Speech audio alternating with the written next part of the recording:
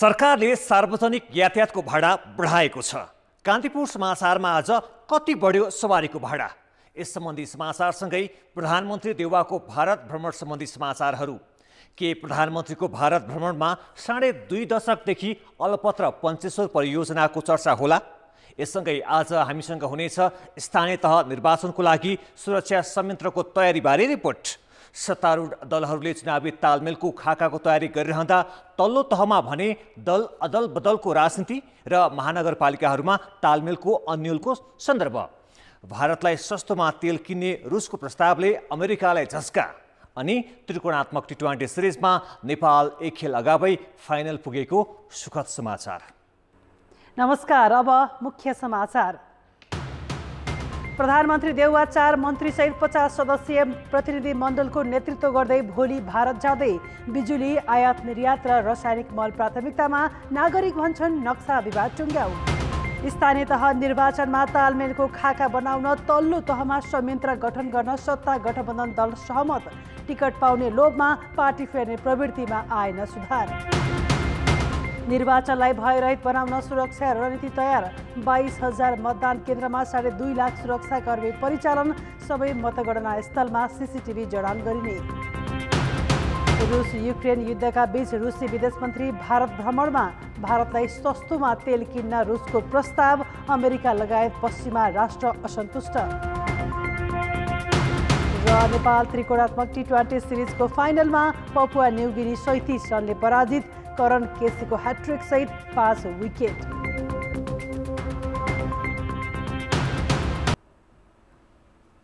सरकारले अन्तर प्रदेशमा चल्ने सार्वजनिक सवारी साधनको भाडा दर बढाउने निर्णय गरेको छ। इन्धनको मूल्य बढेसँगै यातायात व्यवसायको दबावमा सरकारले भाडा दर बढाएको हो।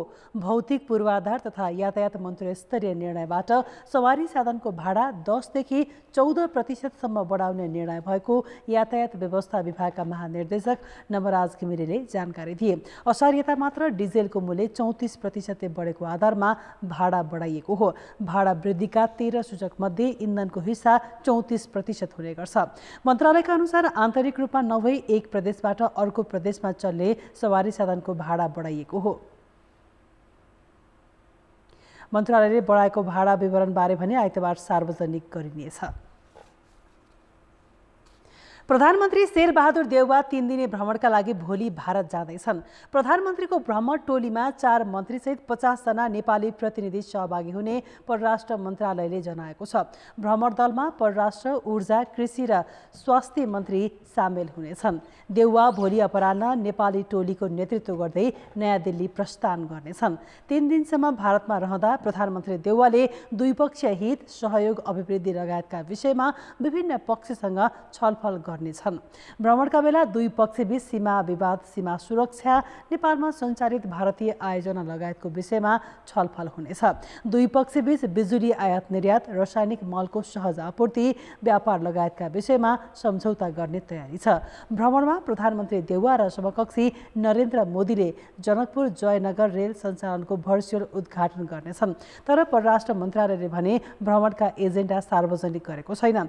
भारतसँगको सम्बन्ध सुधारका लागि प्रधानमन्त्री देउवाका लागि यो भ्रमण अवसर रहेको परराष्ट्रविदहरूले जनाएका छन्।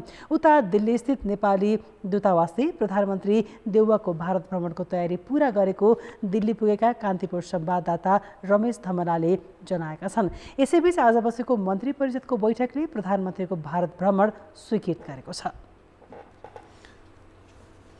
26 वर्ष अघि भारत भ्रमणका क्रममा प्रधानमन्त्री शेरबहादुर देउवाले महाकाली सन्धि गरेर आएका थिए, जसमा महाकाली नदीमा 6,480 मेगावाट क्षमताको पञ्चेश्वर आयोजना निर्माण गर्ने भनिएको थियो।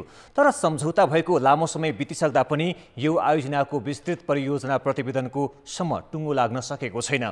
विशेष गरी पानी बाँडफाँडका विषयमा सहमति हुन नसक्दा 6 वर्ष अघि नै तयार भएको डिपिआरले पूर्णता पाउन सकेको छैन। 2053 सालमै नेपाल र भारतबीच सम्पन्न महाकाली सन्धि अन्तर्गत नै पञ्चेश्वर बहुउद्देश्यीय परियोजना निर्माण गर्ने परिकल्पना गरिएको थियो। 2053 सालमा संसदबाट अनुमोदन गरिएको सन्धिमा परियोजनाको DPR 6 महिनाभित्र तयार गर्ने उल्लेख थियो। भारतीय कम्पनी बाबकोस लिमिटेडले परियोजनाको DPR प्रतिवेदन सन् 2016 मै बुझाइसकेको छ। सन्धिमा पानीमा नेपाल र भारतले आधा उपभोग गर्ने भने पनि भारतले अहिले शारदा ब्यारेजबाट लगिरहेको पानी बाहेक मात्रै आधा भनेको छ। तर नेपालले भने त्यो मान्य नहुने बताउँदै आएको छ, जसका कारण दुई देशबीच सहमति भएर यो आयोजनाको काम अघि बढेको छैन। उनले वर्तमान उपयोगको सिद्धान्त अनुसार जति पानी उनले उपभोग गरिराखेको छ त्यही परिमाणमा पानी पञ्चेश्वर आयोजना निर्माणपछि पनि पाउनुपर्छ भन्ने छ। उसले यो तल्लो शारदाबाट बर्खामा मात्रै पानी उपभोग गरिरहेछ, सुक्खायाममा पानी नै छैन, पानी उपभोग गरिराखेको छैन। उसको झेली कुरा उसले बर्सातमा जति परिमाणमा पानी उपभोग गरिराखेको छ सुक्खायाममा पनि त्यति नै परिमाणमा पानी उपभोग गर्न पाउनुपर्छ भन्ने झेली कुरा हो। पञ्चेश्वरको DPRमा 125वटा बुदामा नेपाल र भारतबीच सहमति हुन बाँकी छ। 3 वर्ष यता दुई देशका सचिव स्तरीय बोर्डको बैठक बस्न सकेको छैन। त्यस्तै विज्ञ समितिको पनि बैठक बसेको छैन। यसपटकको प्रधानमन्त्रीको भ्रमणका क्रममा पञ्चेश्वरले प्राथमिकता पाउने देखिन्छ, किनकि दिल्लीमा खानेपानीको कमी र पन्जाबमा सिँचाइको अभावका लागि पनि यो आयोजना फलदायी हुन्छ। आगामी 2 वर्षपछि भारतमा हुने चुनावलाई लक्षित गरेर प्रधानमन्त्री नरेन्द्र मोदीले यसलाई प्राथमिकताका साथ अघि बढाउने सम्भावना रहेको जानकारहरू बताउँछन्। बहुचर्चित महाकाली सन्धिको प्रमुख योजनाका रूपमा रहेको पञ्चेश्वर बहुउद्देश्यीय आयोजना भारतका कारण अल्पत्र छ। 2.5 दशकदेखि हरेक पटक प्रधानमन्त्री भारत जाँदा ठुलै चर्चा हुने यो परियोजना अघि बढ्नेमा स्थानीयले आशा मारिसकेका छन्। 6480 मेगावाट क्षमताको पञ्चेश्वर बहुउद्देश्यीय आयोजना 26 वर्षदेखि महत्त्वकाङ्क्षी आयोजनाको रूपमा नेपाल र भारतमा चर्चामा छ। आयोजना पटक पटक अगाडि बढ्ने चर्चा परिचर्चाले स्थानीय खुसी त हुन्छन्, तर वर्षौँदेखि उनीहरूमा छाएको निराशा हट्न सकेको छैन। आयोजना अगाडि बढाउन प्राधिकरण बनाएको पनि 7 वर्ष भइसकेको छ, तर काम अघि बढेको छैन। नेपाल सरकारले नेपालको हितमा र संरक्षणमा नेपाली जनताको हितमा जो गर्नुपर्ने जुन चाहिँ जो एउटा पहल थियो त्यो गर्न नसकेको कारणले गर्दाखेरि पञ्चेश्वर परियोजना रोकिएको जस्तो मलाई लाग्छ। आयोजनासँगै ब्रह्मदेवबाट बैतडीको पञ्चेश्वरसम्म निर्माण हुने ठुलो सडकले पनि डडेलधुराका दर्जनौं गाउँमा विकास पुग्नेछ। यसले आयोजना निर्माणसँगै स्थानीयका हरेक उत्पादन बिक्री वितरणदेखि रोजगारी सिर्जना हुने अपेक्षा छ। तर स्थानीयका लागि आयोजना आकाशको फल आँखातरी मर जस्तै भएको छ। प्रधानमन्त्री भारत भ्रमणमा जाँदै हुनुहुन्छ र त्यो भ्रमणमा यो पञ्चेश्वर परियोजनाका बारेमा चाँडै यसको कार्यान्वयनको चरणमा जाने गरी उहाँले यो देशको तर्फबाट भारत सरकारलाई अपेक्षा आफ्नो माग राखेर त्यो कार्यान्वयनका लागि जोरदार रूपमा प्रस्तुत गर्नुहुनेछ भन्ने अपेक्षा राख्दछु। नेपालमा विद्युत उत्पादन पर्याप्त भई नेपालले विदेशी मुद्रा विद्युत निर्यात गरेर विदेशी मुद्रा पनि आर्जन गर्न सक्थ्यो। नेपाल र भारत बीच 2052 मा भएको महाकाली सन्धिमै आयोजनाको DPR 6 महिनाभित्र बनाउने उल्लेख थियो।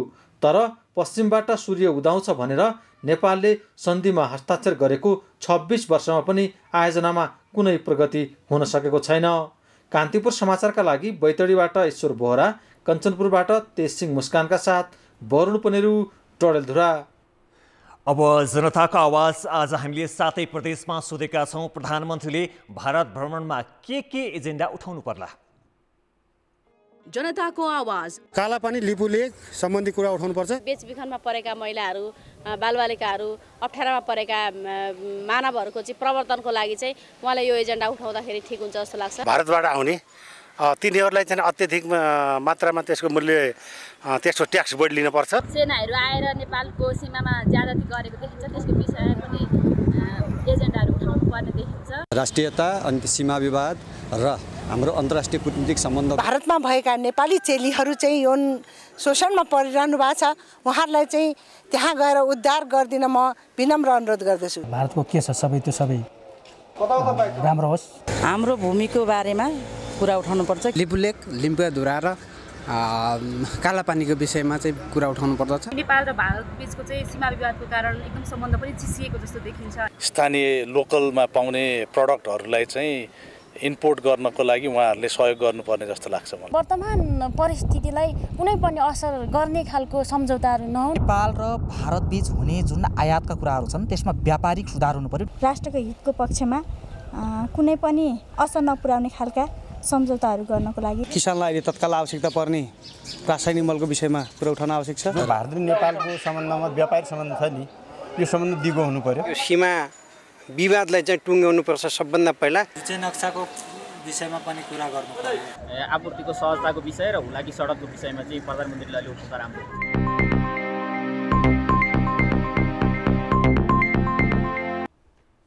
ब्रेकपछि समाचारमा पुनः स्वागत छ। सत्ता गठबन्धन दलहरूबीच केन्द्रमा जस्तै तल्लो तहमा पनि चुनावी तालमेलको लागि संयन्त्र गठन गर्ने सहमति भएको छ। प्रधानमन्त्री निवास बालुवाटारमा आज बसेको गठबन्धन दलहरूको बैठकले गाउँ, जिल्ला र प्रदेश स्तरीय संयन्त्र गठन गर्ने सहमति गरेको हो। संयन्त्रले सम्बन्धित ठाउँको राजनीतिक दलहरूको स्थिति अध्ययन गरी केन्द्रमा प्रतिवेदन पठाउनेछ। संयन्त्रले गरेको अध्ययन स्थानीय आवश्यकता र औचित्यको आधारमा चुनावी गठबन्धन गर्ने सहमति बैठकले गरेको छ। बैठकले संयन्त्रलाई मङ्गलबारसम्ममा प्रतिवेदन बुझाउन निर्देशन दिएको छ। यसैबीच प्रधानमन्त्री शेरबहादुर देउवाले आफूलाई प्रधानमन्त्री बनाउन सहयोग गर्ने दललाई चुनावमा सँगै लैजाने बताएका छन्। काठमाडौँमा आयोजित एक कार्यक्रममा देउवाले सत्ता गठबन्धन बीच चुनावी सहकार्य हुने प्रश्न पारे। गठबन्धनको कुरा उठेको छ। हाम्रो पार्टीले गठबन्धनलाई सँगै लाने निर्णय गरेको छ। यसमा दुई मत छैन। हाम्रो पार्टीले कुनै पनि हालतमा जो गठबन्धन भएको छ वास्तवमा सबै अरू पार्टीका नेताहरूले सहयोगमा परामर्श भएको हो। त्यस कारण चाहिँ मैले कुनै पनि हालतमा चाहिँ उहाँहरूको जो सहयोग गर्नुभयो यो सहयोगलाई अझ बढी हामी एकताबद्ध रूपमा अगाडि बढाउनेछौँ। स्थानीय तह निर्वाचन जति नजिकै राजनैतिक सरगर्मी तातिँदैछ। पार्टीभित्र प्रभावशाली मानिएका नेताहरू नै सत्ता र शक्तिको स्वार्थ हेरेर दल बदल्न थालेपछि त चुनावी चासो झन बढेको हो। एउटा दलबाट जनप्रतिनिधि बनेकाहरू फेरि टिकटको शर्त राखेर अर्को पार्टीमा प्रवेश गर्ने प्रवृत्तिले भने राजनैतिक आस्थामा भन्दा पद र पैसाको प्रभावमा पर्दै गएको देखाउँछ। वीरगञ्ज महानगरपालिकाका अहिलेका प्रमुख विजय सरावगी 2074 सालको स्थानीय तह निर्वाचनमा तत्कालीन मधेसी जनअधिकार फोरमबाट चुनाव जितेका थिए। वीरगञ्जका उद्योगी तथा व्यवसायीको रूपमा परिचित सरावगीले 19,393 मत पाएका थिए। वैशाख 30 गते हुने निर्वाचनमा दोहोरिन नपाउने सुइँको पाएपछि उनी काङ्ग्रेस पस्ने कसरतमा लागे, तर त्यहाँ उनले खोजे जस्तो भएन। सरावगी अहिले मेयरको टिकट पाउने शर्तमा एमालेमा प्रवेश गरेका छन्। लोकतान्त्रिक समाजवादी पार्टीबाट महानगर प्रमुखका प्रत्याशी राजेशमान सिंह सरावगी भन्दा पहिला नै टिकट पाउने आशमा एमाले प्रवेशको तयारीमा थिए, तर सरावगीको प्रवेशले उनको बाटो छेकेपछि टिकट दिने शर्तमा जसपाले उनलाई आफ्नो पार्टीमा प्रवेश गराएको छ। बाराको आदर्श कोतवाल गाउँपालिकामा पनि तत्कालीन फोरम र हालको जनता समाजवादी पार्टीबाट निर्वाचित अध्यक्ष मोहम्मद मुस्तफा पनि टिकट पाउने आश्वासनमा एमाले प्रवेश गरिसकेका छन्। अब पोलिटिक्स अफ भिक्ट्री, जितको राजनीति, पोलिटिक्स अफ लिगेसी। बुवा मुखिया थियो, छोरा पनि मुखिया छ, नाति पनि मुखिया छ, तेस्रो भनेको पोलिटिक्स अफ मनी। अब जोसँग पैसा छ ऊ चुनाव जित्छ। हामी तपाईँ जस्ता मान्छेहरूले वैचारिक मान्छेहरू छ अब पार्टीको राजनीति गर्ने। लोकतन्त्र, समाजवाद, वर्गीय तथा क्षेत्रीय मुद्दालाई अगाडि सारेर स्थानीय चुनाव जितेका र पार्टीको प्रभावशाली तहमै रहेका नेताहरूको दल फेरबदलको यो शैली राजनीतिक निष्ठा र दलीय आस्था भन्दा पद र शक्ति मात्रै खोज्ने स्वार्थसँग जोडिएको बुझ्न गाह्रो छैन। नाङ्लोमा उही भण्टा, उही बैगन छ, एउटातिर ढल्केर फेरि अर्कोतिर ढल्किन्छन्। यसले राजनीतिलाई को वातावरणलाई झन् प्रदूषित बनाउँछ। मध्य प्रदेशका बारा र पर्सामा त अहिले पार्टी फेरबदलको लहर नै चलेको छ। अरू जिल्लामा पनि सम्भावित स्वार्थ हेरेर एउटा दलबाट चुनाव जितेका जनप्रतिनिधि अर्को दलमा जाने आउने क्रम चलिरहेको छ। जनतालाई अनेक आश्वासन बाँड्ने अनि आफू चाहिँ सत्ताको लोभमा पार्टी चाहर्दै हिँड्ने प्रवृत्तिले जनप्रतिनिधि र नेताको पद लोलुपताको चरित्रलाई छरपष्ट पारेको छ। कान्तिपुर समाचारका लागि क्यामेरामा पङ्कज श्रेष्ठ र बारा सहकर्मी रमेश ठाकुरका साथ उपेन्द्र ठाकुर, वीरगञ्ज। अब जनमतको अन्तिम परिणाम। जनमतमा हिजो हाम्रो प्रश्न थियो, कर्णाली प्रदेशमा गर्भवतीले खानुपर्ने आइरन चक्की समेत नहुनुलाई के भन्ने? ए स्वास्थ्य मन्त्रालयको लापरवाही, बी समन्वय अभाव र सी जनस्वास्थ्यमा खेलवाड। जनमतको अन्तिम परिणाम यस्तो छ, ए स्वास्थ्य मन्त्रालयको लापरवाहीमा 38%, बी समन्वय अभावमा 10% र सी जनस्वास्थ्यमा खेलवाडमा 52% मत प्राप्त भएको छ। अब आजको प्रश्न। जनमत हाम्रो प्रश्न छ, राजनीतिमा विचार र सिद्धान्त भन्दा पनि पद र पैसाको प्रभाव बढ्दै जानुलाई के भन्नुहुन्छ? ए नेतृत्वको बदमासी, बी नैतिकताको खडेरी र सी जनता सचेत नभएर। जनमतको अन्तिम परिणाम भोलि साँझ 8 बजेको कान्तिपुर समाचारमा प्रसारण गर्नेछौँ। कृपया न्युज स्पेस ए बी वा सी टाइप गरी 34001 SMS गरी आफ्नो मत व्यक्त गर्नुहोला। वैशाख 30 गते एकैपटक देशभरका 753वटा स्थानीय तहमा हुने निर्वाचनमा 6वटा महानगरमा तालमेल गर्ने सत्ता गठबन्धनको तयारी छ। गठबन्धनका 4वटै दलले आफ्नो आफ्नो दाबी राखिरहँदा कसको भागमा कतिवटा महानगरपालिका पर्छ भन्ने अझै तय भइसकेको छैन। स्थानीय तहमा जुन पार्टीको बलियो पकड छ उसैको नेतृत्व हुनुपर्ने पक्षमा काङ्ग्रेस छ, तर एकीकृत समाजवादी गठबन्धनभित्र सम्मानजनक बाँडफाँडको पक्षमा छ। तालमेल गरेर टिकट दिएर जाँदाखेरि कतै त्यसको ब्याकफायर हुन्छ कि त्यसलाई पनि त हेर्नु पर्यो नि त। भोलि कतै फेरि हामीले काँध थाप्दै तालमेलको काँध थाप्दै पनि काँधबाट झऱ्यो भने, खस्नुभयो भने, भुइँमा खसेर चोटपटक लाग्यो भने त्यसको जवाफदेही त हामी पनि हुनुपर्छ। अब एउटा दुईटा महानगरमा हामीले पनि जोड गर्नेछौँ। केही उपमेयरहरू, केही मेयरहरूको बारेमा चर्चा भइरहेकै छ। मलाई लाग्छ त्यसभित्र एउटा सम्मानजनक हैसियतबाट सिट बाँडफाँड गर्नुपर्छ भन्ने बारेमा सबै सहमत हुनुहुन्छ। 2074 को निर्वाचन परिणामको आधारमा आफूले जितेका महानगरमा आफ्नो दाबी रहने माओवादी केन्द्र र जसपाको भनाइ छ। अघिल्लो पटक काठमाडौँ महानगरपालिकामा नेकपा एमाले जितेको थियो, जसमा काङ्ग्रेस दोस्रो रहेको थियो। एकीकृत समाजवादीले पहिले एमाले जितेको महानगरमा आफ्नो दाबी पेश गरेको छ भने भरतपुरमा माओवादी केन्द्र र वीरगञ्जमा जसपाले अडान राखेका छन्। जहाँ साबिकदेखि हामी विजित भएर आएका छौँ, विजयी थियौँ, त्यो त पहिलो प्राथमिकता हुन्छ नि। त्यहाँ त दाबी छोड्ने कुरा कार्यकर्तालाई रिसाउन दिने अवसर मात्र हो, तसर्थ त्यहाँ त हाम्रो दाबी रहि नै रहन्छ। जहाँ समर्थन, जहाँ गठबन्धन हुन्छ सो गठबन्धनलाई हामी स्वागत गर्नेछौँ। यो गठबन्धनका केही आधारहरू हुनुपर्दछ। ती आधार भनेको पछिल्लो निर्वाचनको मत परिणामहरू, उम्मेदवारको योग्यता, अर्थात् अन्ततोगत्वा विजित हुन सक्ने, विजय हासिल गर्न सक्ने लक्ष्यका साथ हामी गठबन्धन गरौँ। यस्तै माओवादी केन्द्र महानगरको प्रमुख उपप्रमुखदेखि वडाध्यक्षसम्मै प्याकेजमा तालमेल गरेर जानुपर्ने पक्षमा छ। केही ठाउँहरूमा चाहिँ केन्द्रीयको जुन नीति अनुसारको पनि हुने केही ठाउँको मात्र न्यून सम्भावना छ, तर पालिकाहरूमा जुन छ नि यो हाम्रो भनौँ न कङ्ग्रेस बाहेकको अरू बिचमा चाहिँ तालमेल गरेर हामी चाहिँ भनेको तालमेल अघि भने त्यहाँ पनि मेयर, उपमेयर, वडाध्यक्षको जुन छ नि प्याकेजमा चाहिँ अगाडि हिँड्नेतिर चाहिँ अहिले हामी योजना बनाउँदैछौँ। तालमेल गरेर उम्मेदवार उठाउने निचोडमा पुगे पनि भागबण्डाको मोडालिटी सत्ता गठबन्धनले तय गर्न सकेको छैन। तर गठबन्धन जोगाएर आपसी सहयोगमा चुनावी परिणाम आफ्नो पक्षमा ल्याउन भने उनीहरू तम तयार छन्। कान्तिपुर समाचारका लागि जिल्ला सहकर्मीहरूको सहयोगमा क्यामेरामा पशुपति बुढाथोकीका साथ सुबिन्द्र श्रेष्ठ, काठमाडौँ। वैशाख 30 गते हुने स्थानीय तह निर्वाचनका लागि म्यादी प्रहरीसहित करिब 2,50,000 सुरक्षाकर्मी परिचालन गरिने भएको छ।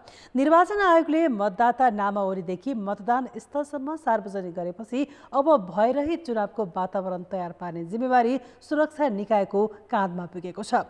2900 मतदान स्थल र केन्द्रलाई अति संवेदनशीलमा वर्गीकरण गरेर 4वटै सुरक्षा निकायले काम थालिसकेका छन्। निर्वाचन आयोगले तयार पारेको 21,955 मतदान केन्द्र र 10,756 मतदान स्थल मध्ये सुरक्षा निकायले 2900लाई अति संवेदनशील र 4400 मतदान स्थल र केन्द्रलाई संवेदनशील क्षेत्रमा वर्गीकरण गरेको छ। नेपाल प्रहरीले 62,000 जनशक्ति खटाउँदैछ।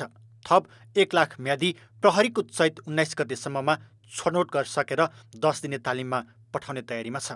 सुरक्षा जोखिम हुन सक्ने क्षेत्र वर्गीकरण गरिसकेको प्रहरीले ती सबै स्थानमा जोखिम निम्त्याउन सक्ने समूह र व्यक्तिमाथि निगरानी थालेको छ। सबै तोकेका अति संवेदनशील क्षेत्रहरूमा अब नेपाली सेना, सशस्त्र प्रहरी, राष्ट्रिय अनुसन्धान, नेपाल प्रहरी र म्यादी प्रहरी समेतको सबै सुरक्षा निकायहरूको भिजिलेन्समा अब मतदान स्थलमै नेपाल प्रहरी र म्यादी प्रहरी खटिए तापनि अति संवेदनशील गरिएका ठाउँहरूमा चाहिँ नजिकको कुनै पनि किसिमको अवांछित गतिविधिहरू हुँदाखेरि तत्काल परिचालन हुन सक्ने गरी सशस्त्र प्रहरीको स्ट्राइकिङ बेसहरू राखिएको छ भने नेपाली सेनाको पनि त्यही किसिमले चाहिँ सुरक्षा संयन्त्रलाई चाहिँ राखिएको अवस्था छ। सशस्त्र प्रहरी बलले भने 32,000 जनशक्ति निर्वाचनका लागि तयार पारेको छ। महानगर, उपमहानगर, नगरपालिका र गाउँपालिकाको निर्वाचन हुने स्थान छनौट गरेर सशस्त्रले आफ्नो क्याम्प राख्दैछ। निर्वाचनको बाहिरी घेरामा रहने सशस्त्र प्रहरी बलले चुनावका समयमा सीमानाका समेत बन्द गर्नुपर्ने भएकोले हरेक मतदान स्थललाई कभर गर्नेछ। निर्वाचनको अवधिमा 72 घण्टा सीमा बन्द नै हुन्छ। त्यो हामीले काउन्टर पार्टसँग समन्वय गरेर त्यो राज्यको लेभलबाटै त्यो समन्वय भएरै उहाँहरूले छिमेकीलाई पनि हामीले अनुरोध गर्छौँ र भइहाल्छ। हामीले सशस्त्र प्रहरी बल अहिले हामीले 227वटा बिओपीको माध्यमबाट सीमामा उपस्थित हुँदै गर्दाखेरि हामीले प्रत्येक नाका र गौडाहरू आइडेन्टिफाई गरेका छौँ। सम्भावित घुसपैठ हुन सक्ने ठाउँहरूको हामीलाई त्यसको लोकेसन हामीले मार्किङ पनि गरेका छौँ र त्यही अनुसारको हाम्रो परिचालन योजना पनि बनेको छ। हामी प्रभावकारी उपस्थिति गरेर सीमाबाट हुन सक्ने जुनसुकै किसिमको सुरक्षा खतराहरूलाई चाहिँ हामी निस्तेज पार्छौँ। नेपाली सेनाले हेलिकप्टर, बम डिस्पोजलको विशेष फौजसहित 72,000 जनशक्ति परिचालन गर्नेछ। मतपत्र छपाईदेखि ढुवानी र मतदान स्थलको बाहिरी घेरामा रहने गरी आफ्नो तयारी तीव्र पारेको छ। चुनावको दिन सुरक्षा प्रदान गर्ने बाहेक मतपत्र छपाई, मतपत्रको ढुवानी, त्यसै गरी महत्त्वपूर्ण संरचनाहरूमा नेपाली सेनालाई तैनात गरेर अन्य सुरक्षा निकायलाई रिलिज गर्ने कार्यको लागि पनि हामी आवश्यक तयारी गरिरहेका छौँ। बिथोल्न खोज्ने सम्भावित समूह र साना हतियारको दुरुपयोगले निम्त्याउन सक्ने जोखिमको भय निवारणका लागि गुप्तचर निकायले सूचना सङ्कलन गर्दैछ। यसरी स्थानीय तह निर्वाचनका लागि 4वटै सुरक्षा सङ्गठनको एकीकृत सुरक्षा योजना कार्यान्वयन तहमा पुगिसकेको छ। तर सुरक्षित मतदान गर्न पाउने नागरिकको अधिकारमा पर्न सक्ने सबै खाली जोखिमप्रति भने सुरक्षा निकाय थप चनाखो हुनै पर्छ। निर्वाचन आयोगले स्थानीय तह निर्वाचनको सबै मतगणना स्थलमा सीसीटीभी जडान गर्न लगाउने भएको छ। आयोगले आज नियमित पत्रकार सम्मेलनमा मतगणना स्थलमा स्थानीय तहले सीसीटीभी जडान गर्ने जनाएको हो। त्यसका लागि सङ्घीय मामिला तथा सामान्य प्रशासन मन्त्रालय मार्फत पत्रचार गरिसकेको छ। मतगणना स्थलको निरीक्षण र अनुगमन भने निर्वाचन आयोगले गर्नेछ।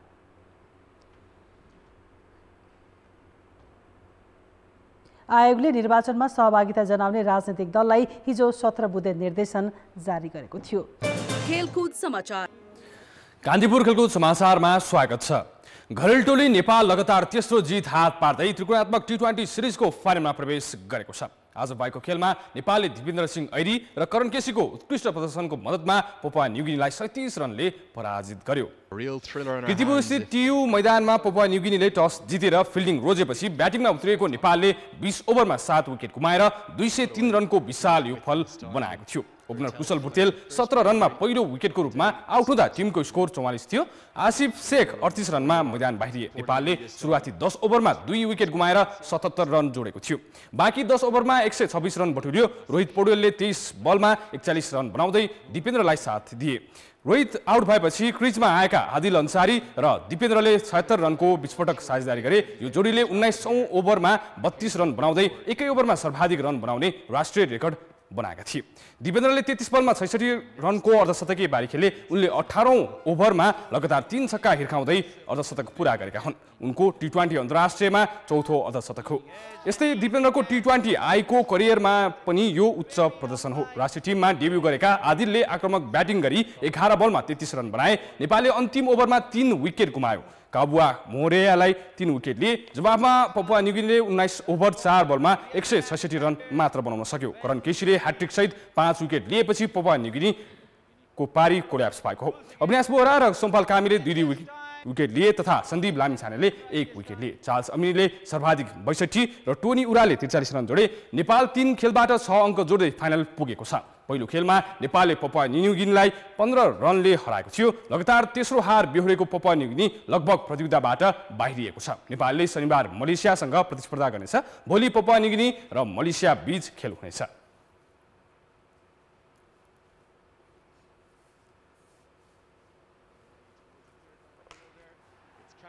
see, just talking about combine to find the second wicket. Asadolov, PNG captains dismissed for one. Sampal Kami down at the third man.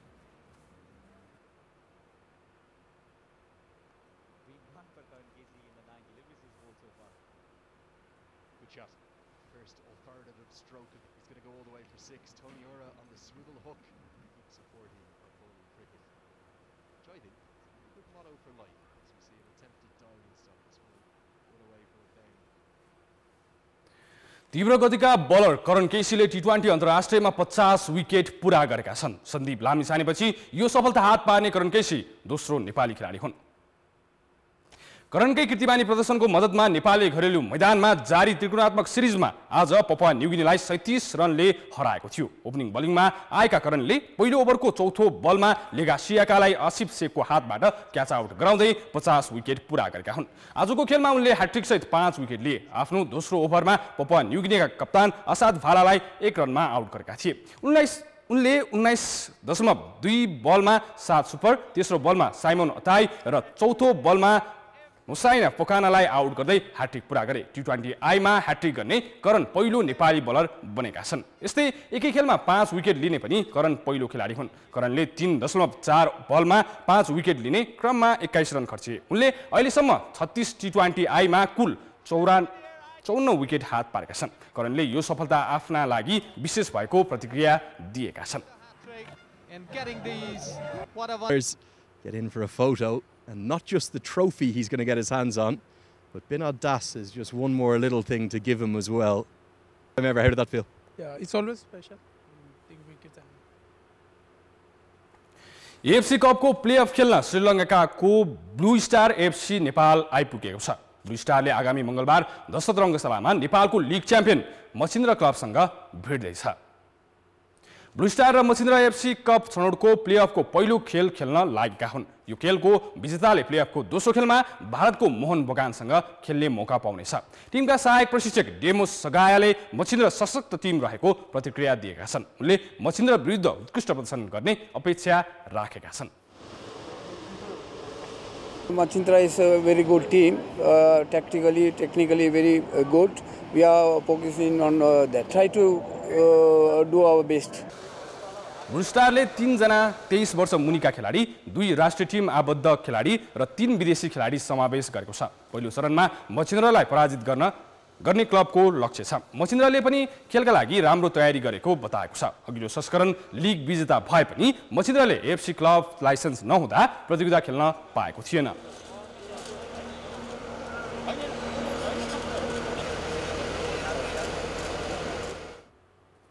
FC Asian cup 2023 को छनौटका लागि प्रशिक्षक अब्दुल्ला अलमुताइरीले 24 खेलाडीलाई बन्द प्रशिक्षणमा बोलाएका छन्। टिमबाट नियमित सदस्य विशाल राई बाहिरिएका छन्। चोटमुक्त भएका विकास खवासले झण्डै 1 वर्षपछि पुनरागमन गरेका छन् भने नवीन श्रेष्ठ पनि टिममा फर्किएका छन्। टिमले वैशाख 2 गतेदेखि अभ्यास थाल्ने अखिल नेपाल फुटबल संघ इन्फाले जनाएको छ। छनौटको समूह एमा नेपाल, कुवेत, जोर्डन र इन्डोनेसिया रहेका छन्। नेपालले पहिलो खेल जेठ 25 मा जोर्डनसँग, 28 मा कुवेत र अन्तिम खेल 31 गते इन्डोनेसियासँग खेल्नेछ। कान्तिपुर खेलको समाचारहरूलाई यति नै। अब मौसम सम्बन्धी जानकारी।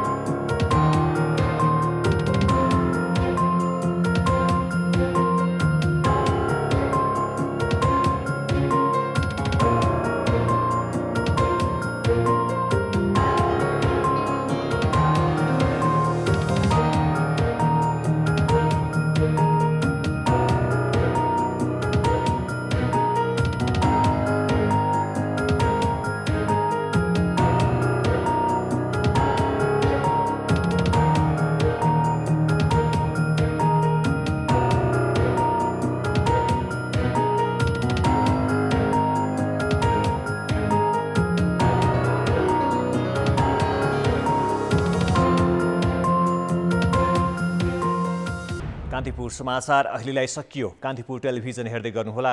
नमस्ते।